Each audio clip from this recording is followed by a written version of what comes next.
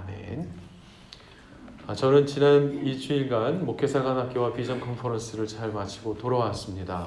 기도해 주시고 또 교회를 잘 지켜주신 성도님들과 교회 리더십 모든 분들에게 감사의 말씀을 전합니다.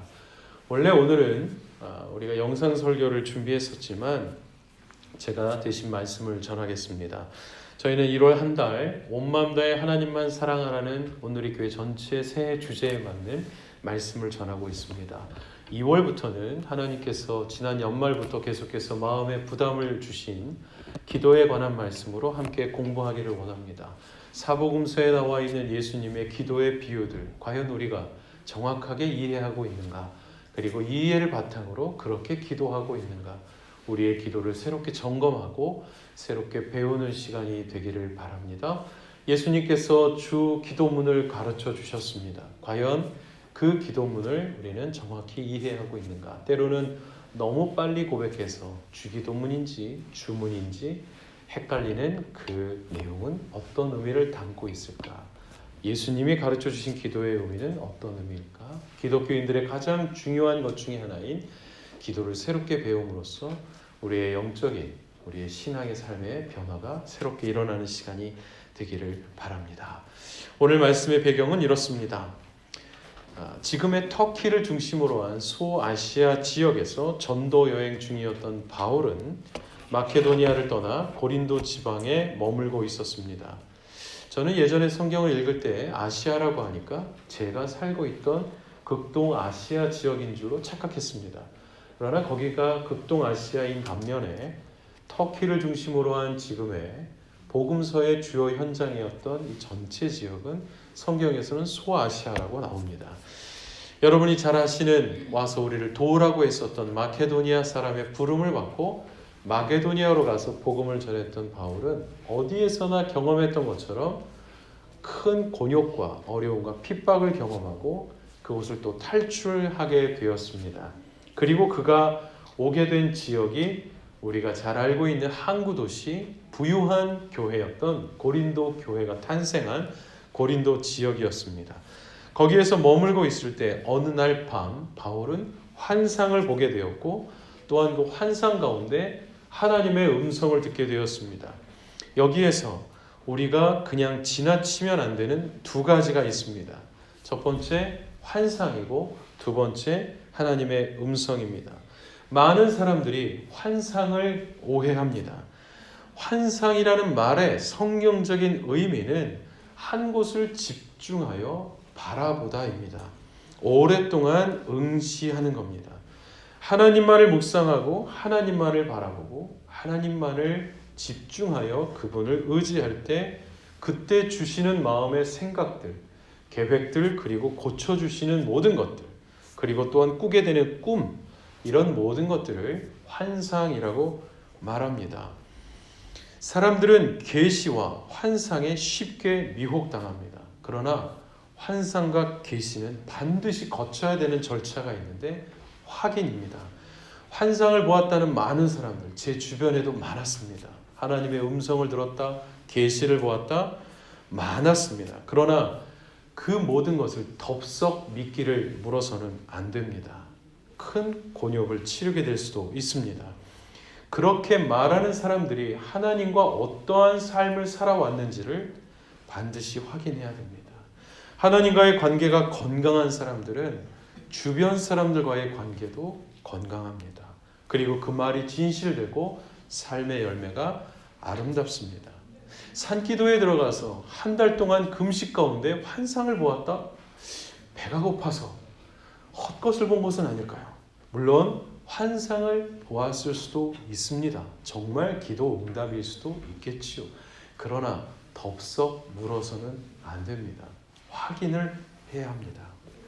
2000년대 초반 제가 사역했던 부흥팀은 전 세계를 다니며 많은 곳에서 집회를 했었습니다. 중국의 큰 삼자교회에서 집회를 할 때였습니다. 많은 사람들은 삼자교회가 중국의 보호 아래, 관리 아래 있기 때문에 성령의 역사하심이 없다고 말하지만 성령님은 그런 것에 개의치 않습니다. 그분은 모든 것을 뛰어넘어 그분의 일을 하시고 계셨습니다. 물론 지하교회에도 말할 수 없는 감동과 역사와 기적이 있습니다. 그러나 삼자교회에도 하나님의 일하심이 분명히 있는데 그날 한 몇천 명이 모이는 큰 삼자교회 집회를 마치고 숙소로 돌아가기 위해 버스에 올라탔는데 저희가 모르는 웬 아주머니 한 분이 앉아 계셨어요. 너무 놀라서 어떤 분이신가 물어보니까 저희가 찬양하는 가운데 이분이 하나님이 저 팀과 함께 한국으로 가라고 하나님의 계시를 받았다고 말하는 거예요. 그런데 문제는 그분 혼자 들은 거고 우리는 그런 말씀을 들은 적이 없었습니다. 하나님이 우리에게 주신 말씀은 빨리 이 아주머니를 차 밖으로 내보내라였습니다. 한참 씨름했습니다. 하나님은 결코 한쪽에게만 이야기하시지 않습니다. 요셉과 마리아에게 주의 천사가 같이 나타나셔서 똑같은 말씀을 하셨습니다. 두려워 말라. 네 남편이다. 내 아내다. 어떤 분들은 기도하는 자매님의 뒷모습을 보고 하나님이 자매님과 결혼하라고 했습니다. 그 자매는 저는 못 들었는데요. 하나님은 그렇게 일하시지 않아요. 함께 말씀합니다. 함께 마음이 끌리게 하고 함께 신앙생활을 할 수 있는지 확인하게 합니다. 하나님과의 관계가 없는 사람들, 그런 환상은 허상일 수 있습니다. 하나님과의 관계가 없는 하나님의 음성과 계시, 헛소리일 수 있습니다. 잘못될 수 있습니다. 위험합니다. 속지 마십시오. 그리고 그러한 단어도 함부로 쉽게 사용해서는 안 됩니다. 순모임 할 때마다 항상 그런 분들이 어느 캠퍼스에나 있습니다. 지난주에 하나님이 말씀하셨다고. 그러면 그 말씀이라는 걸 들어보지 못한 어떤 분들은 갑자기 영적인 빈곤함을 느끼게 됩니다. 난 평생 신앙생활 했는데 난 한 번도 못 들었어. 그렇지 않습니다. 여러분, 하나님은 모든 것을 통해 말씀하고 계시는 중이시죠. 그걸 꼭 말씀했다, 들렸다라고 표현하지 않아도 괜찮습니다. 내 마음에 그런 마음의 감동을 주셨다. 나를 그렇게 인도하시는 것 같다라고 해도 충분합니다. 많은 사람들이 사람들을 미혹하는 방법으로 환상과 계시를 씁니다. 여러분, 수많은 한국교회를 무너뜨리고 초토화시키며 가정을 파탄으로 이르게 한 신천지의 그 교주, 정말 외면으로 보면 어떻게 저런 인간에게 미혹될 수 있을까 하는 그 어눌한 말과 정말 말로 표현할 수 없는, 표현하고 싶지도 않은 그러한 사람들에게 14만 4천 명의 무리에 들고자 수많은 사람들이 제사를 바치고 인생을 바쳤습니다.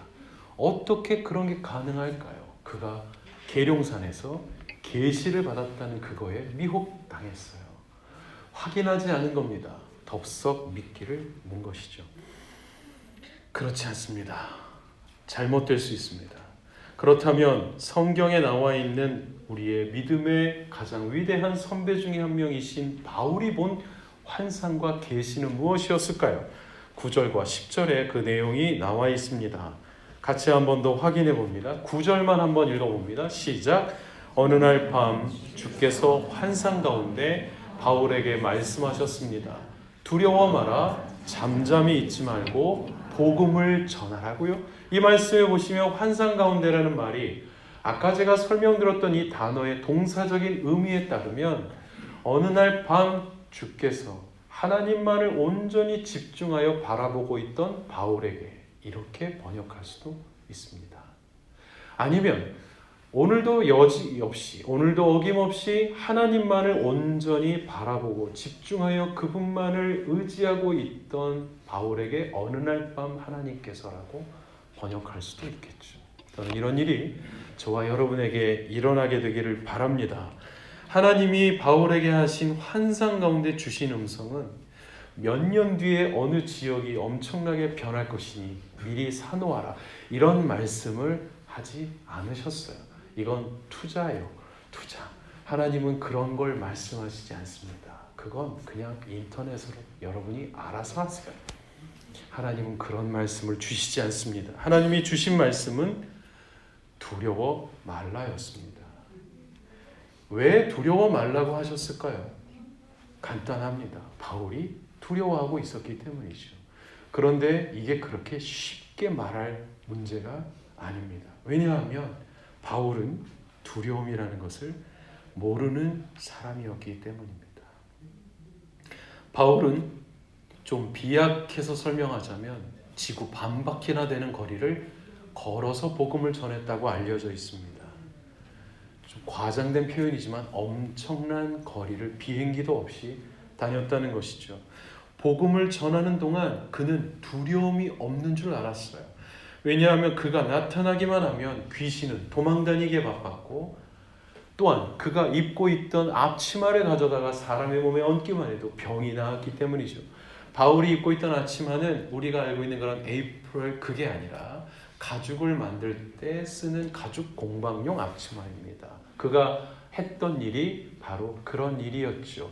큰 로마의 군대 거주지를 제공하는 군수업체 사장님의 아들이었기 때문에 그는 일을 할 줄 알았습니다. 기적을 베푸는 사람, 강한 사람이었어요. 아무것도 두려움이 없는 줄로 알고 있던 이 사람. 또한 그가 신분 자체는 태어날 때부터 로마의 시민권을 갖고 태어납니다. 여러분, 이게 얼마나 어려운지 사도행전을 읽다 보면 그를 신문하던 어느 총독이 너 이거 어떻게 얻었니? 나는 태어날 때부터다. 나는 거액을 주고 샀다고 말하는 그 시민권. 금수저 중에 금수저인 사람이었습니다.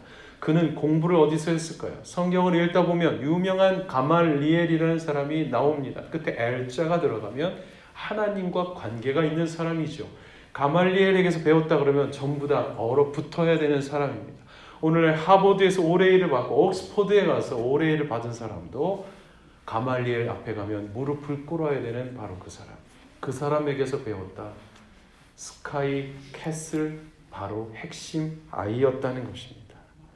또한 예루살렘의 공회로부터 살인 면허를 받았습니다. 오늘날 상원 의원과도 같은 기관이요, 한국의 대한민국 국회와도 같은 결정권이 있는 지역이죠. 예수를 믿는 사람들 다 잡아 죽이라는 공식 면허를 가지고 다메섹을 가는 사람이었습니다. 그가 지금은 작은 자라는 이름의 바울이라는 뜻으로 자기 이름을 바꾸었지만 원래 그는 성공하고 싶은 사람이었어요. 큰 자가 되고 싶은 사람이어서 자기의 이름을 사울이라고 지었을 때 그 사울은 스데반을 죽여도 좋다는 허락을 떨어뜨리는 힘 있는 사람이었습니다. 하늘에 나는 새도 떨어뜨렸다는 오공시절의 어떤 사람들보다도 더한 그런 막강한 권력을 가지고 있던 사람이었죠.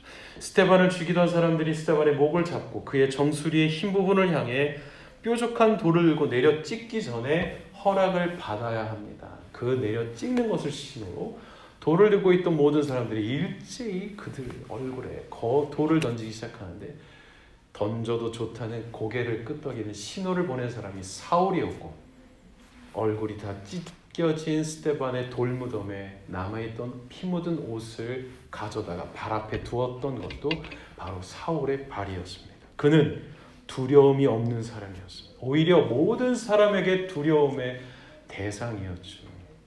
그런데 그가 사실은 알고 보니 두려움 가운데 이 일을 하고 있었던 것입니다. 우리는 잘 모릅니다. 그 사람이 정말 어떤 사람인지, 그 사람이 정말 아무 걱정이 없는지, 그 사람이 정말 당당한 모습이 정말인지 잘 모릅니다. 그러나 하나님은 아십니다. 마음을 오픈하지 않아서 우리는 잘 모르고, 마음을 오픈해도 정직하게 하지 않으니 알 수가 없습니다. 특히 한국 사람, 일본 사람 더 그렇죠. 그러나 하나님은 알고 계십니다.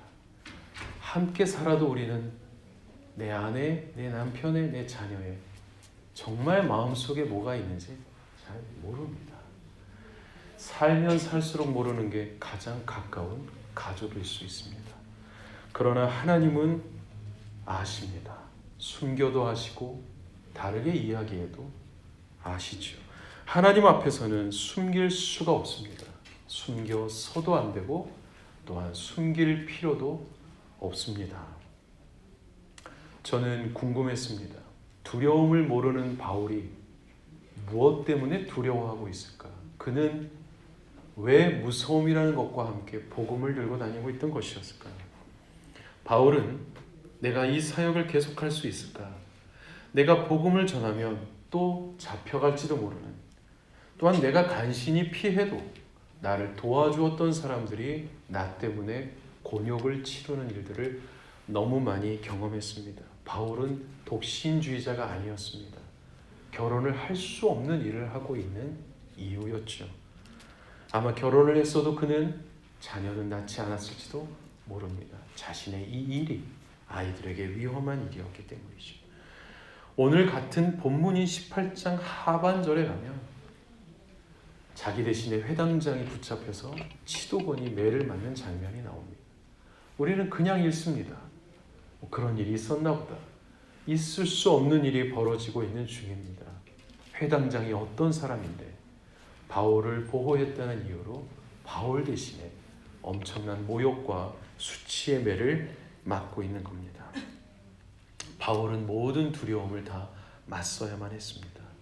우리가 가지고 있는 두려움과 비슷하거나 더 큰 어려움일지도 모릅니다.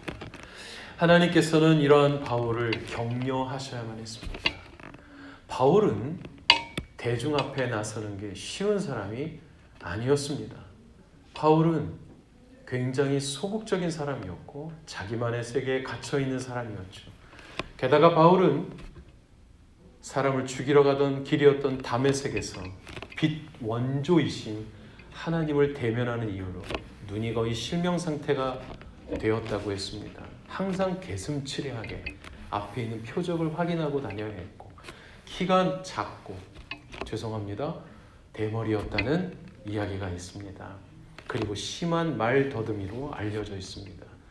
쉽게 말해서 광장에 나타나서 복음을 전하는 것이 그에게는 가장 큰 어려운 일을 하는 중인 것이죠. 마이크 공포증, 무대 공포증 같은 겁니다. 그가 그럼에도 불구하고 맞아 죽을 각오를 하고 자기가 그렇게 대적했던 복음을 오히려 전하니 유대인들의 기존 세력들의 바울을 향한 적대심은 오히려 두세 배가 되었습니다. 하나님께서는 바울을 격려해야만 했습니다. 두려워하지 마. 네가 지금 가는 길을 가라. 복음을 전하는 것을 멈추지 말고 내가 너에게 부탁한 일을 이루어내라. 너 혼자가 아니다. 이 성에는 너의 백성들이 많다고 말씀하셨습니다. 하나님께서 환상 가운데 바울에게 주셨던 음성은 특별한 게 아니었습니다. 무서워하지 말라 했습니다. 전쟁이 날 것이다. 지진이 일어날 것이다. 해성이 와서 충돌할 것이다. 재산을 처분하고 그 목사에게 맡기고 필리핀으로 이주해라. 이런 이야기를 하지 않으셨어요. 그렇게 해서 필리핀으로 가신 분이 때가 돼도 하나님이 오시지 않으니까 아무 일도 안 일어나니까 흰옷 입고 기다리고 있는데 아무 일이 안 일어나니까 그 사람들을 이끌어갔던 목사라는 자가 이렇게 말했대요. 미국 시간으로 아직 시간이 안 됐다 그랬답니다. 제가 그 얘기를 듣고 하나님이 시차 보면서 오시는 분이냐. 진짜 어이없는 하나님을 알고 있구나. 결국 그들이 처분했던 재산에 어떤 분의 인마이 포켓에 다 들어가고 환급 받을 수 없는 상태가 되었죠. 더럽습니다. 악합니다. 하나님이 주신 환상과 계시는 위로와 격려와 새로운 도전입니다. 왜 새로운 힘을 북돋워 주셔야만 했을까요? 앞으로 바울에게는 더 큰 어려움이 기다리고 있기 때문입니다. 성도 여러분, 우리가 하나님을 오해하는 것 중에 가장 큰 것이 이번에 이 일을 끝내면 이제는 평안하겠지입니다. 그러나 그렇지 않습니다. 더 큰 어려움이 우리를 기다리고 있습니다. 더 높은 곳이 우리를 기다리고 있고 더 숨찬 곳이 우리를 기다리고 있습니다. 하나님께서는 그를 격려해야만 했습니다. 계속해서 올라가야만 했기 때문에 예수께서 오르셨던 가장 숨쉬기 어려웠던 경사진 골고다를 올라가도록 도와야 했기 때문에 하나님께서는 바울을 격려하셔야만 했습니다. 그런데 그가 걸었던 그 길이 바로 예수께서 걸으셨던 길이요, 그것이 십자가의 길이었습니다. 사도행전 20장 23절 24절 말씀을 함께 읽겠습니다. 시작.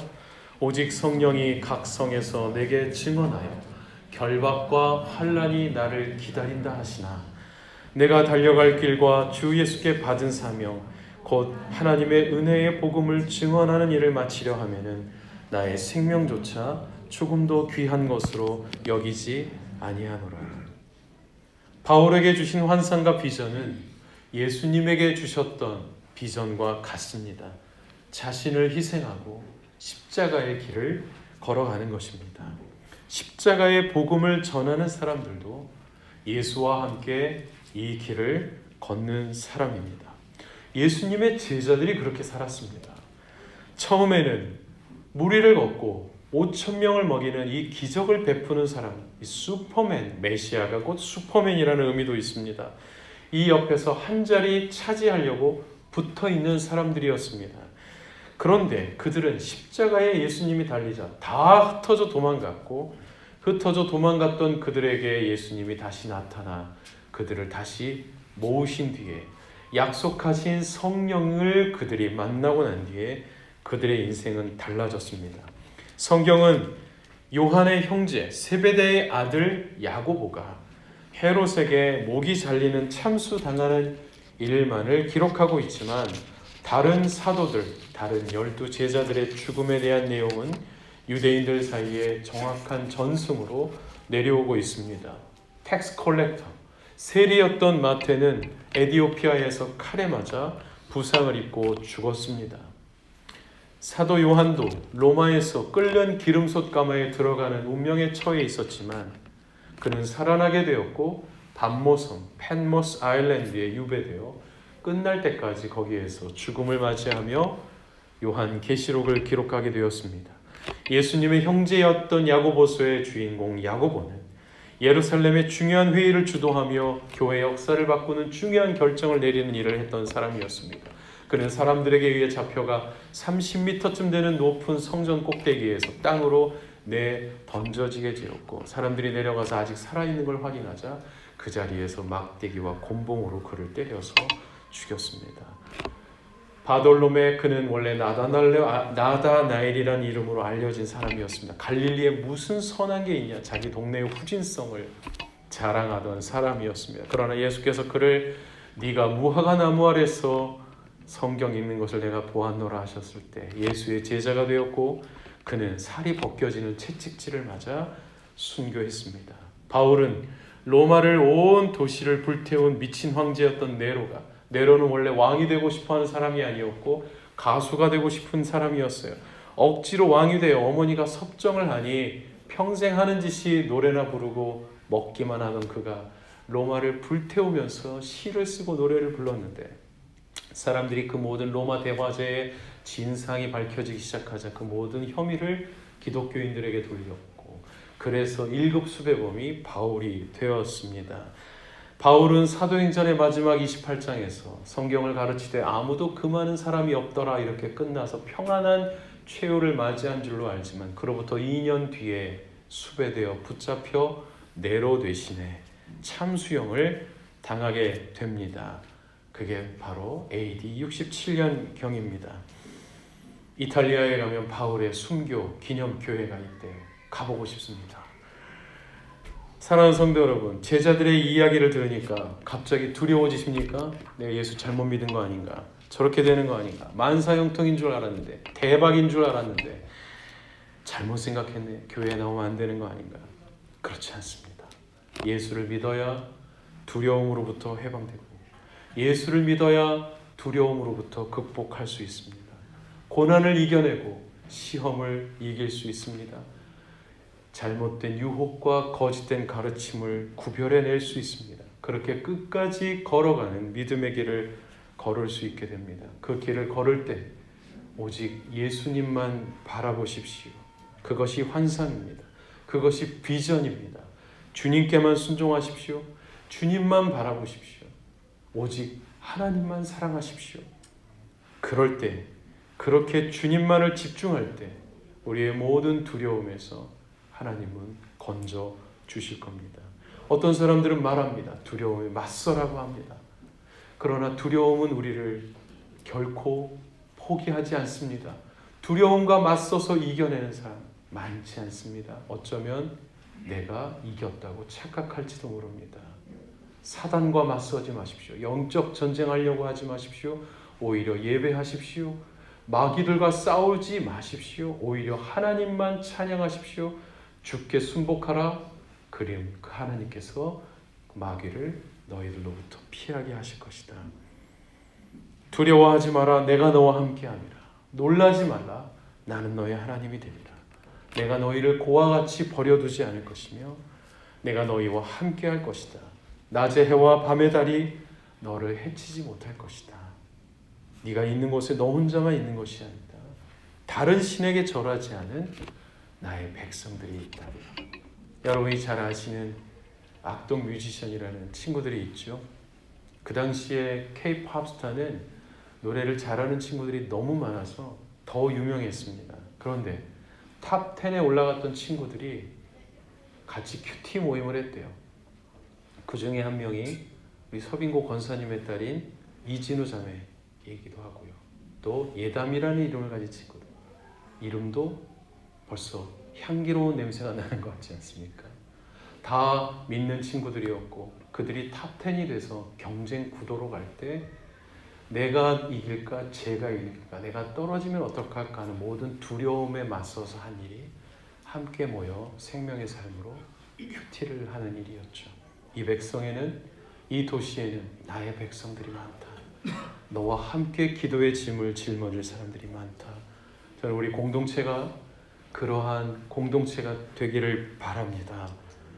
하나님이 우리의 인생을 하나님만 온 마음 다해 사랑할 때 앞으로 찾아올 우리의 더 크고 놀라운 두려움 앞에서 두려움과 맞서 싸우다 지쳐 쓰러지는 인생이 아닌 하나님만을 더욱더 사랑하며 그분만을 집중하여 바라볼 때 우리에게 말씀하시는 진정한 환상과 하나님의 음성으로 올 한 해를 넉넉히 승리하며 살아가는 저와 여러분이 되시기를 바랍니다. 우리 같이 한번 기도하겠습니다.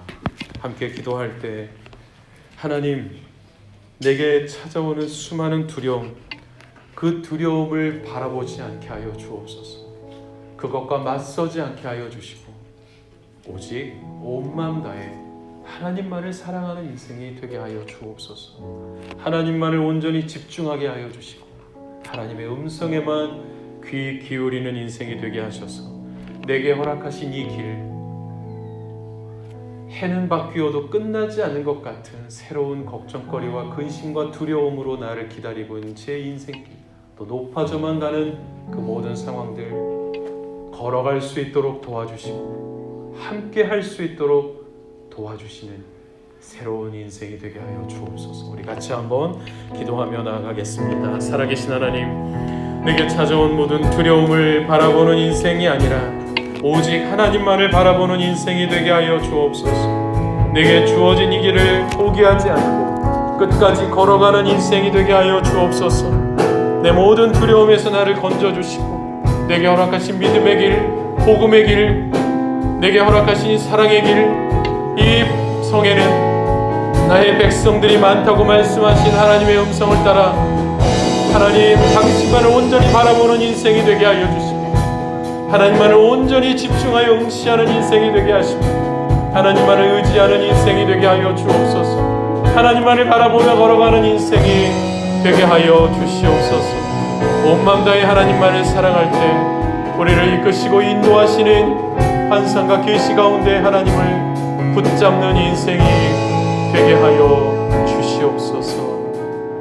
사랑하는 주님, 두려움과 맞서는 인생이 아니라 하나님만을 온전히 집중하여 바라보며 내 안에 무엇이 두려움을 가져오는지, 내가 무엇을 무서워하는지 하나님이 알게 하여 주신 그 은혜를 따라 하나님만을 온전히 더욱더 온 마음 다해 사랑하는 새로운 한 해, 새로운 인생길, 새로운 시작의 주일이 되게 하여 주옵소서.